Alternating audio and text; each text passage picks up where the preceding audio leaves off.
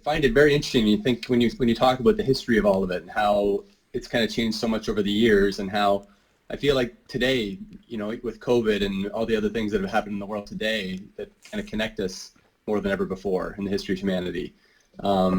I feel like critical thinking is definitely on the uptick anyway. And as far as, what can help us get through some of this chaos and make sense of some of this chaos, I feel like there's definitely a demand for this type of thinking, and perhaps even this type of entertainment, if we can make it entertaining. That's the thing. Just the thing is, like, the challenge was what I was trying to sort of make clear with that is that the challenge is not in making generally people agree that would be a neat thing to be a thing.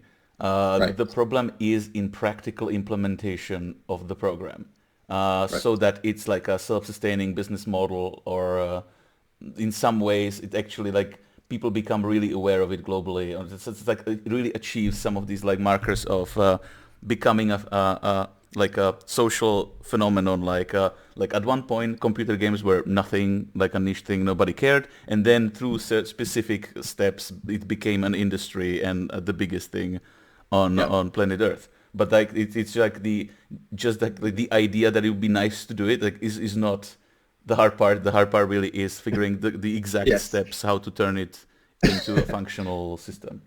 That's exactly what I'd like to focus on, is at least some ideas on how we can get from where it is now to, to potentially where we'd like it to be, where it could essentially help open up minds around the world, open up doors around the world for everybody, and just kind of make it a whole new thing where it becomes popular, it becomes fun, becomes something that kids around the world are excited about learning, and they take it into adulthood. It's something adults can just latch onto anywhere in the world, and just sign up for a debating course, sign up for something that they can enjoy and can improve their lives, by having this type of skill to discuss and critically think and debate certain topics.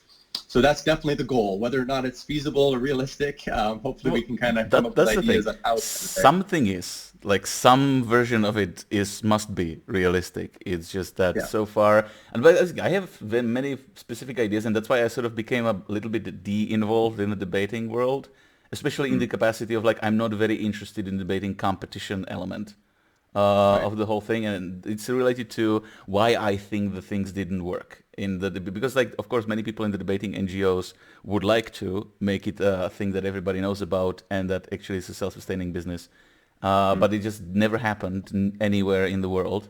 The only Right. programs that sort of work are those where the government decided in a particular country to heavily subsidize it, and even though those examples aren't very frequent, I think the most important, significant thing would be Singapore, because they have, like, Mm. a lot of, like, a small areas, concentrated population, and are very authoritarian.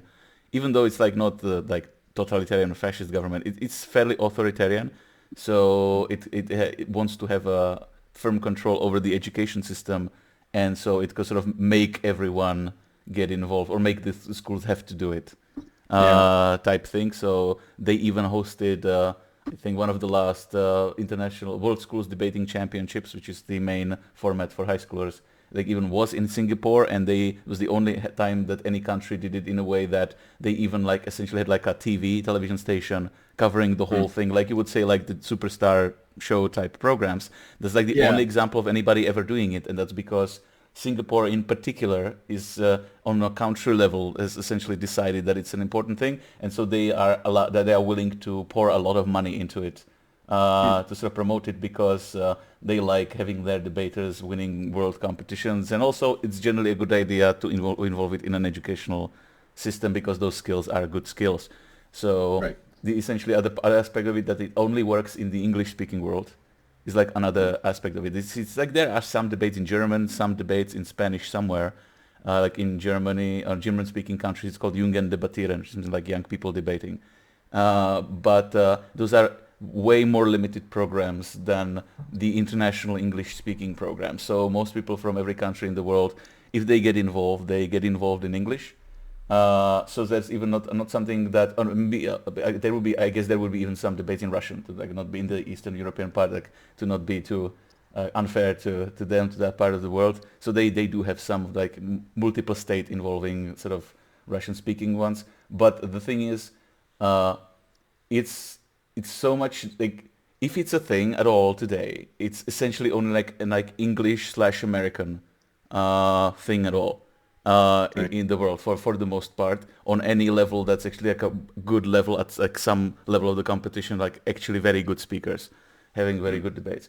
So because like the oldest programs are would be the English and the American, Right. which also is interestingly don't even talk to each other too much. It was like a fun thing was that when we have the international debating tournament here in the Czech Republic, it's the World Schools competition, which actually is an Australian format.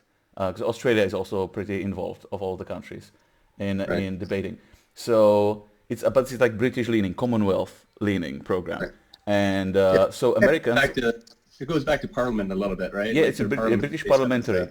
debate. Essentially, is Right. like a version of it also. But like there's a format called British parliamentary, which is for university from the Right. Commonwealth angle, and then there is the World Schools debating, which is essentially a version of it for high schoolers.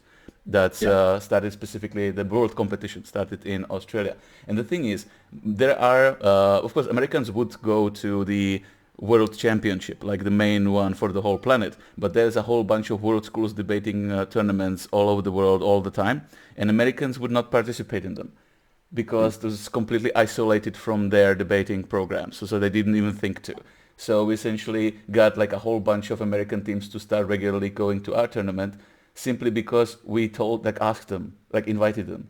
We just like talked Right. to them and it's like, oh, we didn't know this is a thing, we can go or something. And so we had even like homeschooled American teams and it's like all like kinds of whole spectrum of American teams One specifically to our tournament. One of the best ones we saw, my wife actually pointed out to me maybe about 6 months ago. It was called the World Intelligence Debates, I think, and it was in Japan. And they had, I think, two students, probably 16 to 18-year-old students for the most part, traveling there. And there was, I think, 18 of them total where they had a different question. I think it was the parliamentary debate system where they had the pros and oppositions, two from each side, Yeah, that's British and parliamentary. each person gets to say.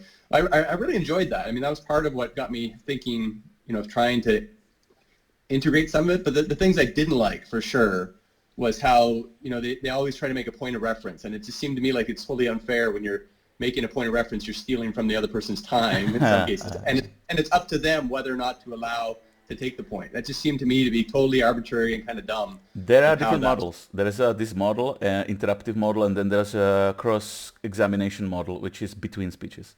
So it's like Yeah, but those are the elements. If you're creating a debating format, these are the things to consider. Like, do you want to allow yes, any kind of interaction? How do you structure it in the debate? yeah, But yeah, like there could be, but judges in that format generally are instructed to try to prevent the one team like barraging the other team, which is to right, essentially right, filibuster them. Like that's not what they're supposed to be doing, and they will be yeah, penalized for that. Or the one of the few instances when the judge would try to stop them actively if they just like constantly are offering the points and speaking over the speaker. That so there's a yeah, way to limit it. Like they're supposed to offer like every speaker should at least once in the debate to try to offer a point, and right, right. every speaker should who like can, because of course the very Try first to speaker accept the doesn't point. really have the same, or the very last there's a bit differences in like how they're addressed, but Yeah, every also speaker who's in the debate should at least once answer one. So right. there's like some level of it that it's supposed to be fairly equal between the teams. That should be happening. Yeah, and I can see how that's the goal, but it just most of the times that I saw it didn't really seem to work out that way. Like, particularly in some of the key points where someone really wanted to make a point, a very important point, maybe a game-winning point, and they would not even be allowed to make it because they just denied them or whatever. And so it's kind of pick and choose the points that you're allowed. Obviously, it'd be great if everyone was fair about it, but it just seems like it opens up a huge Yeah, can no, of but worms that's for I breaking. think one of my problems, like a whole big problems, and one of the big ones why it didn't work so far too well, was the whole focus on competitiveness. In Right, that, right. I agree. it's like I think the two big ones. One is competitiveness, and the other one is that the debaters are expected to be like their personal position. Oh, it has reasons why it's done this way, but I Mm. think the fact that the every debating competition is trying to very hard to distance the actual opinions of the people who are competing from the positions that they're Right. defending, And, because and and that's yeah. Sorry, that's the biggest thing I want to avoid in my debates. I want it to be based on actual solutions to these things, not just opinions, not just how you can defend both sides. I'm totally against that. I feel yeah, like if you believe a because certain thing, you shouldn't have to defend the opposite of it. that's the thing, because Yeah. I have like stories like we had a debating team at our high school, and So we every year try to like recruit people who would like may want to be debaters. And once like somebody who was a Christian, like I guess a very serious Christian, was like went to our seminar or session and that he would participate in the debate. And the debate was because one of the like first debates that debaters start to train on is death penalty debate, because it's like a very specific, very well understood issue that has specific kinds of arguments that each side could make that are very instructional to some fundamental elements of debating. And how controversial it is a big element of why it works in the educational sense. But also, it's a kind of a filter because he essentially was assigned randomly that he's supposed to defend death penalty. And he was like, no, that's again goes against my belief, and I can't do that. And we never saw that guy again. So that's there is it has a reason why it's this way, because it's supposed to be as long as you're debating in the educational sense to improve your skills. There is a lot of value in trying to assume the position that you don't agree with and try to defend it yourself so that you learn the perspective of the person that you disagree with. So it definitely has value, but if the whole program is 100% like that, then the benefit is it's not stirring controversy. It's like not making any groups anywhere angry because everybody can go there and say whatever they want, and the people who are debating are not even like actually defending positions that they believe in. Right. You're not really progressing. There's no progress there if everyone's just arguing both sides, and that to me is really what's killing it more than anything. If you're not making progress as a society and learning and growing, and saying yes, we've decided that this is the best way. 98% of debaters agree that this is the answer to this question. Then we can stop debating it, or we could just have it there for people to look at and move on to other debates and it's better questions. The programs are trying to be like one of the most neutral things that you've ever seen in your life. And again, it has value in that if some organizations existed who did this kind of thing, it's not a problem. It's not a bug, it's a feature. Like somebody should be doing these kinds of things this way. But the clear downside is that it doesn't give momentum to the program to achieve anything.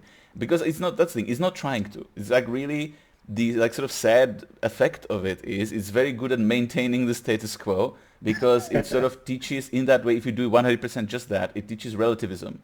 In that, there's a good argument for anything. So, like, it sort of, there is a bias to, like, if any speakers who are doing these debating competitions are biased personally towards being influenceable to just being pragmatic or just using whatever argument they could come up with to achieve an end, and thinking that it's okay to do it this way, then, like, this kind of program will be reinforcing hey, it's fine, like I just say whatever I need to say to convince anybody to do anything in particular. And it's sort of becoming cynical.